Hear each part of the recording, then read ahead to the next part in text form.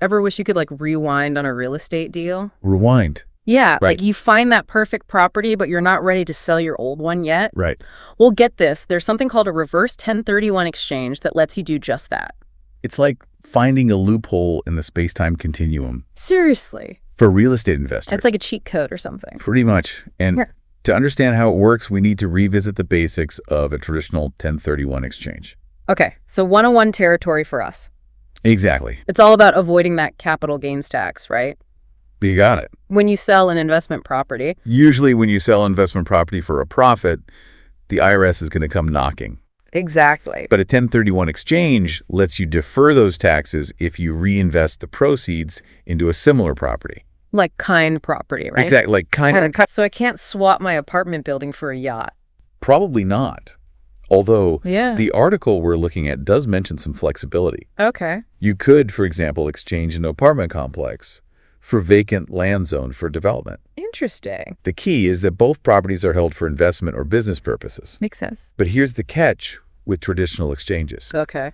You need to find that replacement property quickly, Quickly, like how quickly are we talking? within 45 days. Wow. And then you have 180 days to close the deal. Talk about a time crunch. Tell me about it. That's where a qualified intermediary comes in, right? They're absolutely crucial. Oh, like the broker. Think of them as an escrow agent holding the proceeds from your sale and then using those funds to facilitate the purchase of your new property.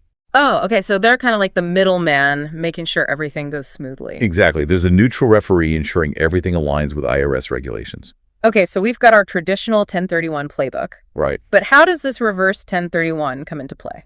So imagine this. You find your dream office building. Okay. Perfect location, great price. Sounds good. But it won't be available when your current property sells. Oh, no. This is where the reverse 1031 exchange swoops in to save the day. Okay, I'm intrigued.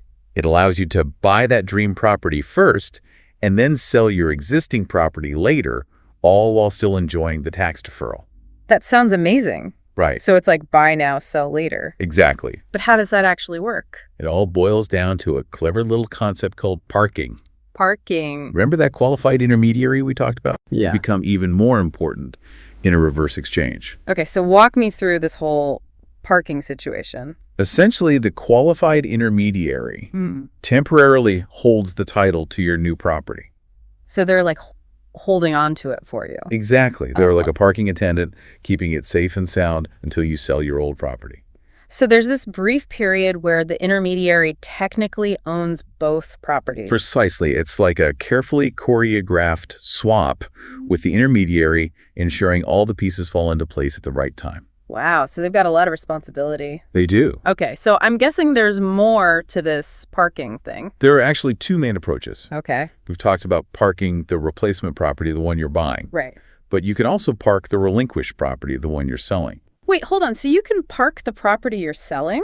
You can. How does that work? It's a bit more complex, but essentially the intermediary takes temporary ownership of the property you're selling. It's interesting. This is often used when you need more time to identify the perfect replacement property. Okay, so it gives you a bit more breathing room. Exactly. This whole parking concept is fascinating, but I'm sensing there might be some complexities involved. So parking the property you're selling gives you more time to find the perfect replacement. Exactly. It's all about flexibility. That's got to be a huge advantage in a hot market where things are moving so quickly. Absolutely. But like any good strategy, reverse 1031 exchanges do come with a few complexities. I figured there had to be a catch. Well, one thing the article highlighted is the need for something called a single-purpose entity, A single-purpose entity. or SPE for short. Okay, an SPE, that sounds a little intimidating. It's not as complicated as it sounds. Think of an SPE like a separate safety deposit box, Okay. but for your investment property. So it's like a temporary holding company. Exactly. It's a separate legal entity created specifically to hold the title to the replacement property during the exchange period. Ah, so it adds a layer of separation between you and the property while the exchange is happening. Precisely. It helps ensure everything aligns with IRS regulations and adds that extra layer of legal and financial protection. Got it. So it's all above board. Exactly. It's all about dotting those I's and crossing those T's. Makes sense, but I imagine all this legal wrangling comes with a price tag. You're right to be thinking about the costs setting up and maintaining an SPE does add expenses. Yeah. Okay, and I'm guessing reverse exchanges in general are more expensive than traditional exchanges. Generally speaking, yes, they tend to be more complex and potentially more costly. So let's talk about those costs versus the benefits. Okay. Why would someone choose to go through the added hurdles of a reverse exchange? What are the big advantages? Well, the flexibility and control you gain are pretty remarkable. Yeah. Remember that scenario we talked about, finding your dream property before you've sold your current one? Right. In a hot market, that flexibility could be the difference between seizing a golden opportunity and completely missing out. It's like hitting the fast forward button on your investment strategy. Exactly. And there's another big advantage: reduced risk. Reduced risk, how so?